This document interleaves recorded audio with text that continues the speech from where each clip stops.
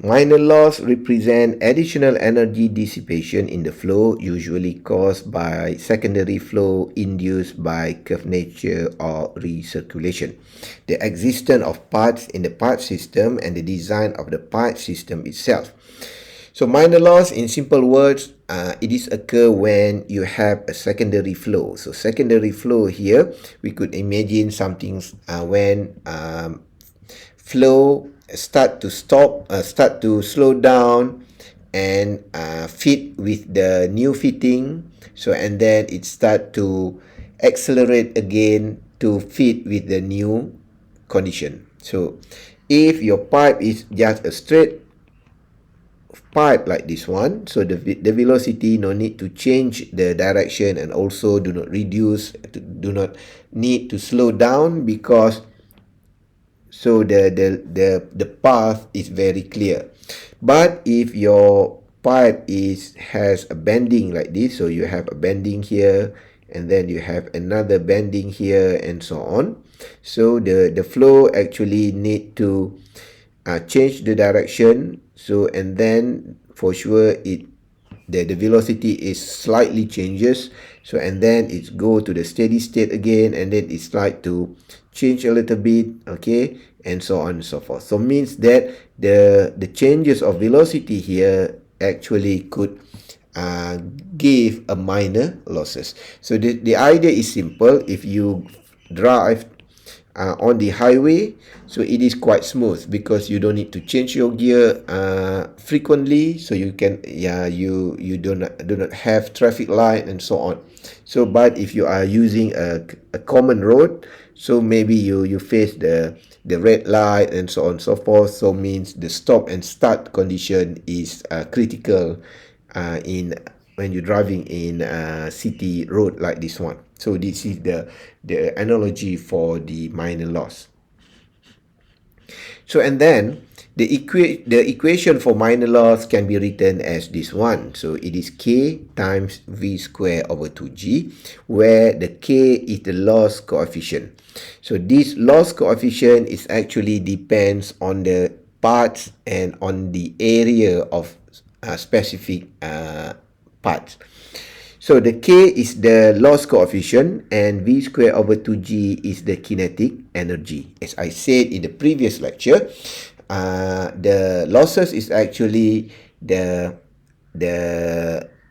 kinetic energy used to overcome the friction. So that's why in both our equation here, major loss and minor loss, we use V square over 2G. So and then in our syllabus, we will focus in these four major minor loss condition. One is pipe inlet and outlet. Number two is pipe sudden contraction and sudden expansion. Number three is pipe bending, and number four is the connector such as valve and filter in a pipe system.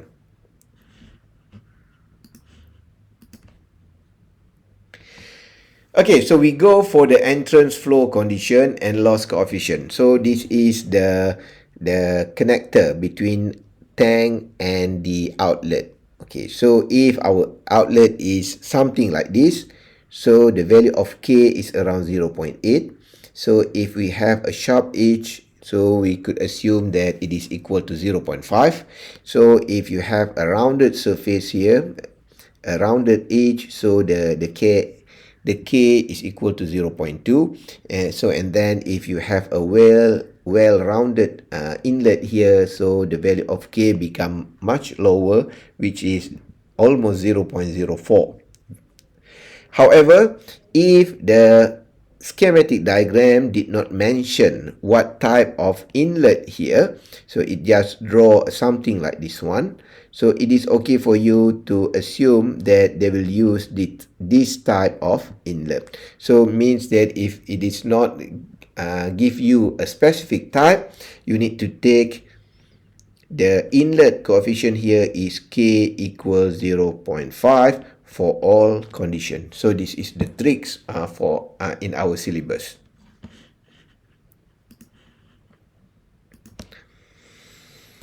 So, and then this is the exit flow condition and loss coefficient. So normally for this one, so we assume that you have a long pipe and this pipe is connected to another tank.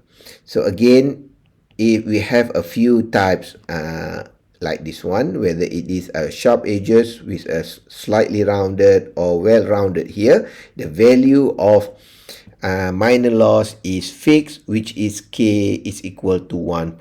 So please remember this one. So means that if we have a tank and then it's connected with another tank, so the inlet here is K 0.5, but at the outlet here the K is equal 1.0.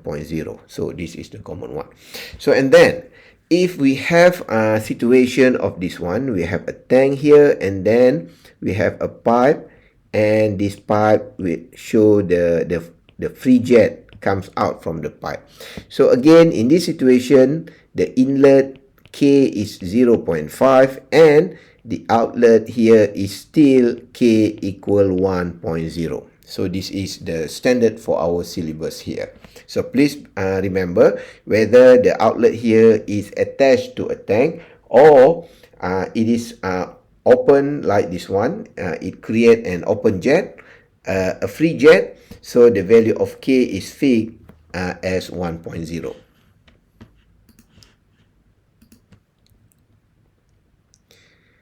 So this is the sudden contraction. So means that we have a pipe with certain diameter and then suddenly the pipe is reduced to a smaller diameter. So for sure the velocity change from slower to faster. So means that there is some kind of hiccup of the flow. So for sure there is a minor loss in that situation. So the equation will become K times V square over 2G. The equation is remain the same. And then the value of K here can be calculated like this one. So K is 1 minus A2 divided by A1 square. So we could calculate the coefficient. So the A2 is the smallest diameter here and the A1 is the larger diameter here. So and then we have problems to determine what is the value of velocity, because we have a slower velocity at the larger cross-sectional area here and a high velocity at the small diameter pipe here. So which velocity that we need to take? So we need to take the fastest velocity between these two values. So in this situation, we will take velocity at point number 2, because velocity at point number 2, so it has smaller diameter, so means that for sure it has a higher velocity. So this is the sudden expansion. So it is the flow is from left to right, but here the velocity, the diameter is smaller, and then it suddenly flow in a larger diameter. So the equation is still the same. K is equal minor loss is equal KV square over 2G, and the value of K here can be calculated like this one.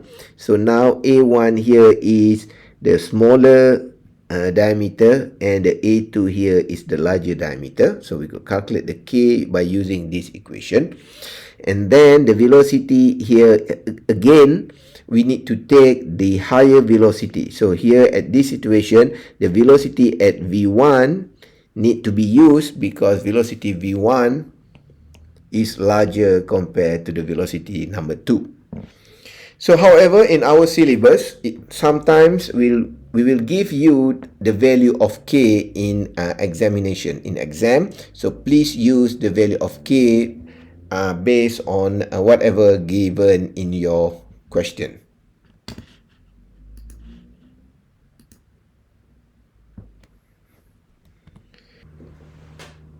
So this is chart for pipe bending. So for pipe bending, we need to see what is the value of K, because there is a lot of pipe bending.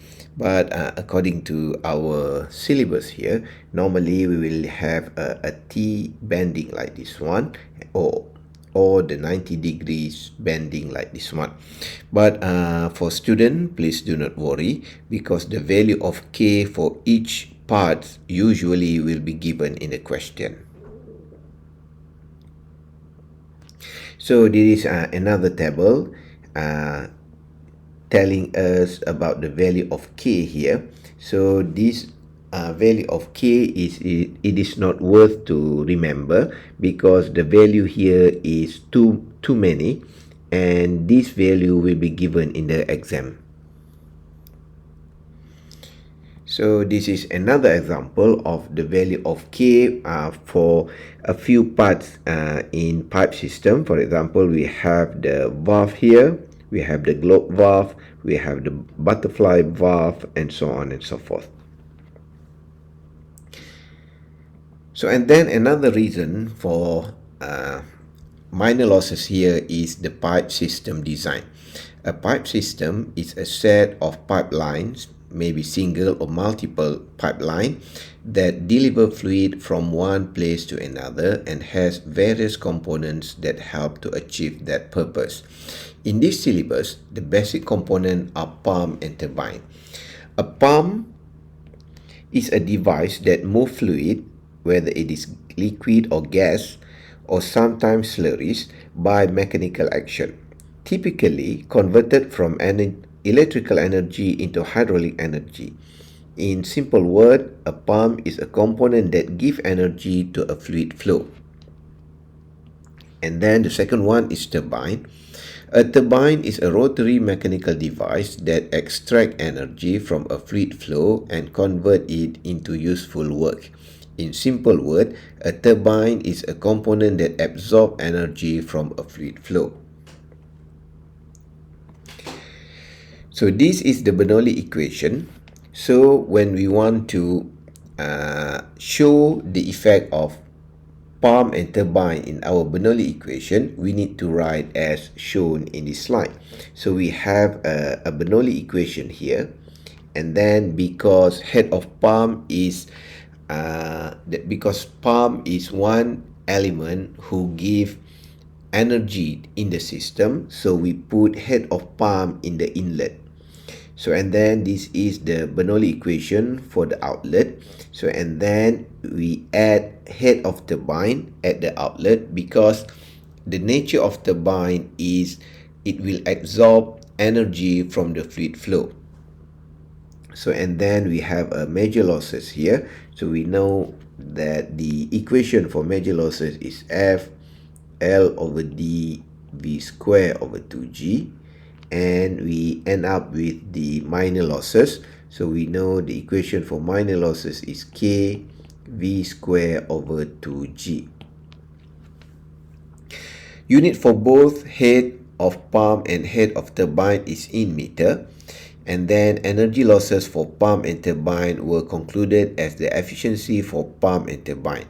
So this is the basic calculation for pump or turbine efficiency, which is power out divided by power in. So and then how to calculate the power. So the common equation is rho G, Q, and H.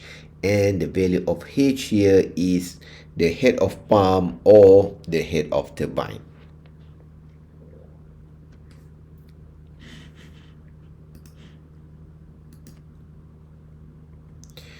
So the head of a pump is a physical quantity that expresses the pump's ability to lift a given volume of fluid, usually expressed in meters of water column, to a higher level from the point where the pump is positioned.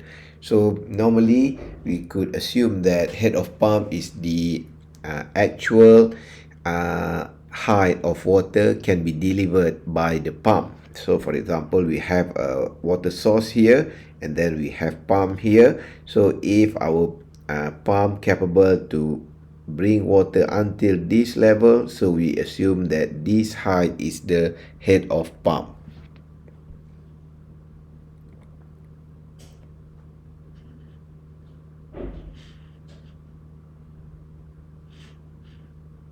And then the head of turbine is the height difference between where the water enters into the hydro system and where it leaves it, measured in meter.